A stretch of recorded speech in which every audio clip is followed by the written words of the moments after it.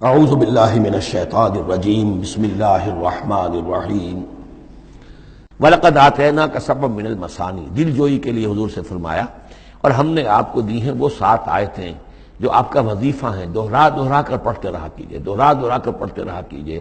اس پر تقریباً اجماع ہے امت کا کہ اس سے مراد ہے سورہ فاتحہ۔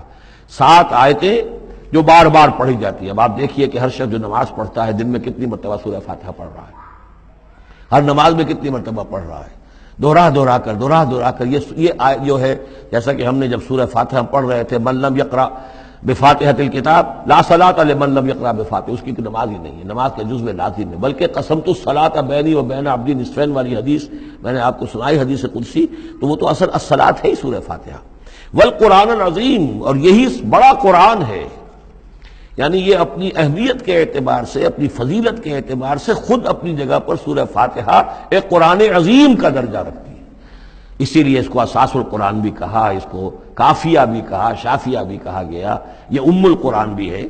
وَلَقَدْ آتَيْنَاكَ، اے نبی ہم نے اتنی بڑی بڑی دولتیں آپ کو دی ہیں۔ یہ کیوں گنایا جا رہا ہے یہ ذرا آگے آپ کو معلوم ہو جائے گا، کیونکہ بہرحال حضور کو یہ احساس ہوتا تھا یا نہیں ہوتا تھا، دیکھنے والوں کو تو احساس ہوتا تھا۔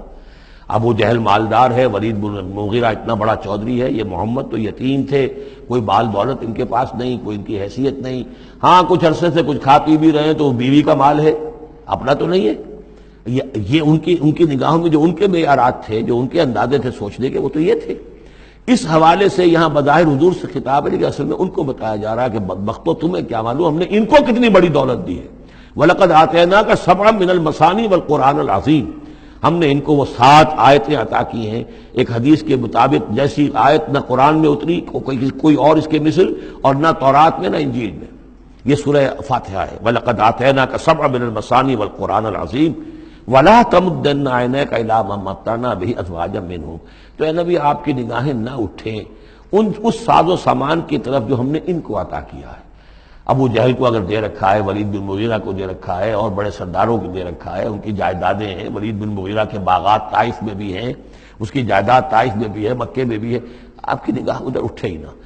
پر کاہ کے برابر، جیسا کہ ایک حدیث میں آتا ہے کہ دنیا مافیہا کی حیثیت اگر اللہ کی نگاہ میں ایک مچھر کے پر کے برابر بھی ہوتی تو اللہ کسی کافر کو ایک گھونٹ پانی بھی اس دنیا سے نہ دیتا۔ جو اللہ کا ماننے والا اور جاننے والا، اللہ کو جاننے والا ہو، تو اس کی نگاہ میں تو پھر اس دنیا و مافیہا کی وہی وقت ہونی چاہیے، وہ متاثر نہ ہو یہاں کی چمک دمک سے، آپ کی نگاہ اٹھے ہی نہ۔ لا تمدن عینیک الی ما متعنا بہ ازواجا منہم، ان کو جو ہم نے دے رکھا ہے ساز و سامان اور زیبائش اور آرائش جو ہے، آپ کی نگاہیں ادھر نہ اٹھیں۔ ولا تحزن علیہم، اور اب دیکھیے ان کے اوپر جو بھی اب عذاب آئے گا یا جس عذاب کے مستحق ہو رہے ہیں، آپ اس پر غم بھی نہ کھائیے۔ ٹھیک ہے یہ آپ کا کنبہ ہے، قبیلہ ہے، اب ابو لہب آپ کا چچا بھی ہے، لیکن یہ کہ اب غم نہ کیجئے آپ۔ وَاخْفِضْ جَنَاحَكَ لِلْمُؤْمِنِينَ، اور آپ اپنے کندھوں اور بازوؤں کو ذرا جھکا کر رکھیے اہل ایمان کے لیے۔ یہ ہمارے فقراء جب آتے ہیں، یہ جو غلام طبقے سے جو لوگ آئے ہیں، یہ لوگ جو گرے پڑے طبقات سے تعلق رکھتے ہیں، جب یہ آپ کے پاس آئیں تو آپ ان کا استقبال کیجئے۔ فَقُلْ سَلَامٌ عَلَيْكُمْ كَتَبَ رَبُّكُمْ عَلَىٰ نَفْسِهِ الرَّحْمَةَ، تو اس انداز میں ان کا استقبال کیجئے، ان کے سامنے تواضع کیجئے، ان کے سامنے اپنے کندھوں کو جھکائیے۔ وَاخْفِضْ جَنَاحَكَ لِلْمُؤْمِنِينَ، یہی مضمون ایک مرتبہ پھر سورہ طٰہٰ کے اندر آئے گا۔ وَاخْفِضْ جَنَاحَكَ لِمَنِ اتَّبَعَكَ مِنَ الْمُؤْمِنِينَ، اہل ایمان یہ جو آپ کی پیروی کر رہے ہیں، آپ اپنے ذرا کندھے ان کے سامنے جھکا کر رکھیے۔ یا یہ حکم دیا گیا ہے اولاد کو والدین کے بارے میں، اگلی صورت میں آ جائے گا سورہ بنی اسرائیل میں، کہ ان کے لیے اپنے کندھوں کو، اپنے بازوؤں کو ذرا جھکا کر رکھا کرو، والدین کے سامنے تن کر نہ کھڑے ہو کہ کندھے جو ہیں اٹھے ہوئے ہیں، بلکہ کندھے ذرا دبا کر۔ وَاخْفِضْ جَنَاحَكَ لِلْمُؤْمِنِينَ وَقُلْ إِنِّي أَنَا النَّذِيرُ الْمُبِينُ، اور کہہ دیجئے کہ میں تو صرف خبردار کرنے والا ہوں، کھلا خبردار کرنے والا، میری اس کے سوا کوئی ذمہ داری نہیں ہے۔ كَمَا أَنزَلْنَا عَلَى الْمُقْتَسِمِينَ، جیسے کہ ہم نے نازل کیا ہے ان پر کہ جنہوں نے تقسیم کر لیا ہے، الذین جعلوا القرآن عظیم، قرآن کو انہوں نے بوٹیاں بنا لیا ہے، اس کو توڑ کے ٹکڑے کر دیا ہے۔ اب اس کے اندر 2 رائے ہیں، ایک تو یہ کہ اس قرآن سے مراد یہی قرآن ہے، اور مذاق اڑایا کرتے تھے لوگ، یہ جو بھی تھے ابو جہل اور اس کے ساتھی، بھئی فلاں سورت تو میری ہے، وہ تمہیں لے جاؤں گا، وہ فلاں سورت جو محمد کہتا ہے وہ تم لے جانا، وغیرہ وغیرہ، آپس میں وہ تقسیم کرتے تھے ہنسی مذاق میں۔ تو اس حوالے سے انہوں نے قرآن کو بوٹیاں بنا کر اپنے اندر تقسیم کرنا شروع کر دیا ہے۔ ایک رائے یہ ہے، مجھے وہ زیادہ قرین قیاس معلوم ہوتا ہے کہ قرآن کے لفظ کا اطلاق تورات پر بھی ہوا ہے۔ کہ یہ قرآن وہ ہے جو محمد پر نازل ہوا، ولا بالذی بین یدیہ، ایک اور جگہ ہم آگے چل کر دیکھیں گے، وہ قرآن جو اس سے پہلے تھا، اور وہ گویا کہ وہ تورات تھی اللہ کی کتاب۔ تو جس طریقے سے تورات کے ٹکڑے ٹکڑے کر دیے تھے یہود نے، اور قراطیسا تجعلونہ قراطیسا تبدونہا وتخفون کثیرا، یہ ہم پڑھ چکے ہیں سورہ انعام کی آیت نمبر 91 میں۔ تو جیسے کہ ٹکڑے ٹکڑے کر کر اور کچھ حصہ ظاہر کیا، کچھ چھپایا، تو ان دونوں کی رائے ہے وہ میں نے آپ کے سامنے پیش کر دی۔ فَوَرَبِّكَ لَنَسْأَلَنَّهُمْ أَجْمَعِينَ، تو تیرے رب کی قسم اے محمد صلی اللہ علیہ وسلم، ان سب کو ہم جمع کر کے رہیں گے۔ اما نسألنهم اجمعین، ہم ان سے پوچھ کر رہیں گے، یہ لفظ وہی آ گیا ہے فَلَنَسْأَلَنَّ الَّذِينَ أُرْسِلَ إِلَيْهِمْ وَلَنَسْأَلَنَّ الْمُرْسَلِينَ، یہ جو سورہ اعراف کی آیت نمبر 6 تھی، ہم لازماً پوچھ کر رہیں گے ان سے بھی جن کی طرف رسولوں کو بھیجا گیا، اور ان سے بھی کہ جن کو رسول بنا کر بھیجا گیا۔ فَوَرَبِّكَ لَنَسْأَلَنَّهُمْ أَجْمَعِينَ، تو آپ کے رب کی قسم ہم ان سب سے پوچھ لیں گے، حساب کتاب لے لیں گے، یہ تھوڑے سے وقت کی بات ہے، آپ ذرا صبر کیجئے۔ اما کانوا یعملون، جو کچھ کہ یہ کر رہے تھے۔ فاصدع بما تؤمر، یہ ہے وہ آیت۔ اب ڈنکے کی چوٹ علی الاعلان کہیے جس چیز کا آپ کو حکم ہوا ہے۔ یہ جب حکم آیا حضور کو تو پھر آپ کوہ صفا پر کھڑے ہوئے، اور پھر آپ نے وہاں، اگرچہ ظاہر بات ہے کہ اس کا کوئی امکان نہیں تھا کہ آپ ننگے ہو جاتے، لیکن جو وہاں کا رواج تھا وہ یہ تھا کہ اگر کسی شخص کے پاس کوئی ایسی خبر آتی تھی کہ فلاں قبیلے کے لوگ جو ہیں آج رات ہمارے اوپر حملہ کریں گے، شب خون ماریں گے، اب کیسے لوگوں کو بتائیں؟ کوئی کمیونیکیشن ماس میڈیا تو ہے نہیں، کیسے خبر دیں، کیا کریں؟ تو وہ یہ کرتا تھا کہ وہ شخص کپڑے اتار کے معذرزاد برہنہ ہو کر کسی اونچی جگہ کھڑا ہو جاتا تھا، تاکہ ہر طرف سے لوگ دیکھ لیں کہ ایک ننگا آدمی کھڑا ہے۔ نذیر عمیان کہتے تھے اسے، ننگا خبردار کرنے والا۔ اب جہاں تک اس کی آواز جا رہی ہے، آواز لگاتا تھا واہ صباحا، ہائے وہ صبح جو آنا چاہتی ہے، آیا چاہتی ہے، اس لیے کہ صبح کے وقت ہوتے تھے حملے، یہ جس کو آج کل آپ کہتے ہیں small hours of the morning, وہ بہت غفلت کا وقت ہوتا ہے آدمی کا، صبح رات کے 2-3 بجے جو ہے ٹھنڈی ٹھنڈی نیند آئی ہوتی ہے، اس وقت وہ آتے تھے، حملہ کرتے تھے، لوٹ مار کرتے تھے، قتل کرتے تھے اور بھاگ جاتے تھے۔ تو واہ صباح، ہائے وہ صبح جو آیا چاہتی ہے۔ تو اب لوگ دوڑتے تھے کہ بھائی کہاں کی خبر آئی ہے، کون ہے، کون سا قبیلہ ہے، کس کے بارے میں اطلاع ہے، اطلاع صحیح ہے غلط ہے۔ تو یہ ان کا رواج تھا۔ تو حضور نے یہ کیا، صرف ایک چیز اس میں سے نکال دی، ننگے ہونے کا سوال نہیں تھا معاذ اللہ، لیکن آپ بھی کھڑے ہو گئے کوہ صفا پر، واہ صباحا کا نعرہ لگایا۔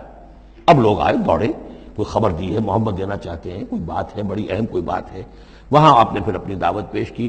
تو اسی مجمع میں پھر ابو لہب نے کہا تھا تبا لک لہذا جمعتنا، تمہارے لیے ہلاکت ہو، ہمیں اس کام کے لیے جمع کیا تھا، ہم اپنے بڑے بڑے اہم کاموں میں لگے ہوئے تھے۔ وہ مہاجن تھا، کہیں مہاجنی سود اپنا لین دین کا حساب کر رہا ہوگا بیٹھا ہوا، میں وہ سب چھوڑ کر آیا ہوں کہ کوئی خاص اہم بات تم نے بتانی ہے، لیکن تم نے یہ کیا کیا؟ تو یہ ہے وہ واقعہ، اور اس سے معلوم ہو جاتا ہے کہ یہ سورہ مبارکہ جو ہے اسی دور کی، ابتدائی دور کی ہے۔ فاصدع بما تؤمر واعرض عن المشرکین، تو اب ڈنکے کی چوٹ کہیے اب جو کہ آپ کو حکم دیا گیا ہے، اور ان مشرکوں سے اعراض کیجئے، پرواہ نہ کیجئے ان کی۔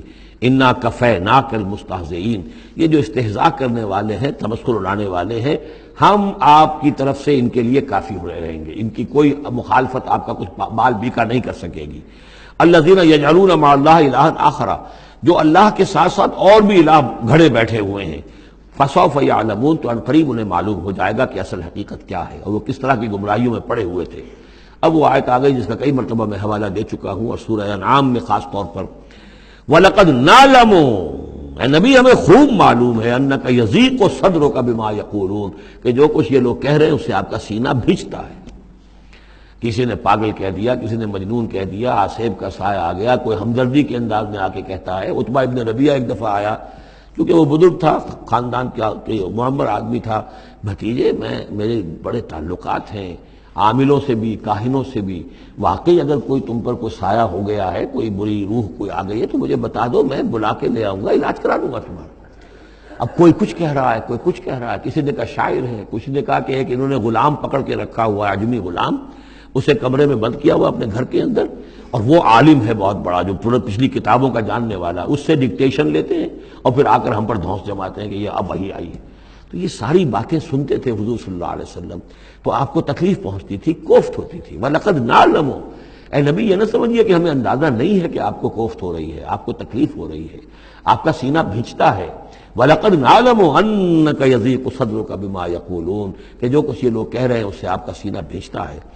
فَسَبِّحْ بِحَمْدِ رَبِّكَ، بس اپنے رب کے حمد میں اور تسبیح میں لگے رہیے، تسبیح کیجئے اپنے رب کی حمد کے ساتھ، اسی سے آپ کے دل کو سکون ہوگا، اطمینان ہوگا، اسی سے یہ کہ آپ کے لیے استقامت اور صبر کے راستے جو ہیں وہ کھلتے چلے جائیں گے۔ وَقُم مِّنَ السَّاجِدِينَ، اور سجدہ کرنے والوں میں ہو جائیے، آپ سجدہ کیجئے، تسبیح کیجئے، حمد کیجئے، اپنے رب کے ساتھ تعلق مع اللہ ہے کہ جو ان تمام سختیوں کو آپ کے لیے آسان کر دے گا۔ جتنا اللہ سے اپنے اس قلبی اور ذہنی رشتے کو مضبوط سے مضبوط تر بنائیں گے، اتنی ہی یہ تمام چیزیں جو ہیں آپ پر ہلکی ہوتی چلی جائیں گی۔ وَاعْبُدْ رَبَّكَ حَتَّىٰ يَأْتِيَكَ الْيَقِينُ، اور اپنے رب کی بندگی میں، پرستش میں لگے رہیے یہاں تک کہ وہ یقینی بات آ جائے۔ اور وہ یقینی بات کیا ہے؟ جو یقینی شے ہے، شدنی ہے، موت، یعنی یہ کہ تا دم آخر دم فارغ مباش، اندر ہی رہ میں تراش و میں خراش، آخری وقت تک اس بندگی میں اپنے لگے رہیے، جو بھی آخری موت جب تک آ جائے، یا موت سے مراد یہ بھی ہو سکتا ہے یقین سے، یقینی بات اللہ کی مدد آ جائے، اللہ کی طرف سے غلبہ حاصل ہو جائے اور اللہ تعالیٰ کی نصرت آ جائے، اللہ کا فیصلہ آ جائے، لیکن عام طور پر گمان یہی ہے کہ اس سے مراد موت ہے۔ وَاعْبُدْ رَبَّكَ حَتَّىٰ يَأْتِيَكَ الْيَقِينُ، اور اپنے رب کی بندگی اور پرستش میں لگے رہیے یہاں تک کہ وہ یقینی شے وقوع پذیر ہو جائے۔ صدق اللہ العظیم۔